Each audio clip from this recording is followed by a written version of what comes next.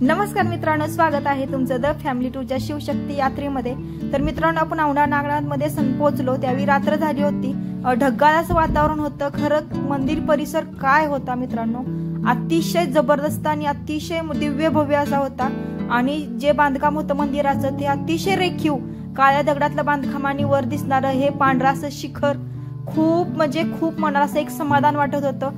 ढगाळ वातावरण होतं आणि मंदिर परिसरात इतकं छान आल्हाददायक वाटत होतं। आणि मंदिर परिसर जो होता इतका मोठा होता आणि तिथले जे ट्रस्टी होते किंवा जे तिथले मेन भटजी होते त्यांनी आम्हाला खूप सारी मदत केली। आपल्या YouTube चॅनलवर ह्याचा व्हिडिओ ऑलरेडी पडलेला आहे मित्रांनो। तिथली जी काही अख्खी आहे की ती स्वतः भटजींनी सांगितलेली आहे तिथल्या, त्यामुळे तो व्हिडिओ जर तुम्ही अजूनही पाहिला नसेल तर तो नक्की पहा।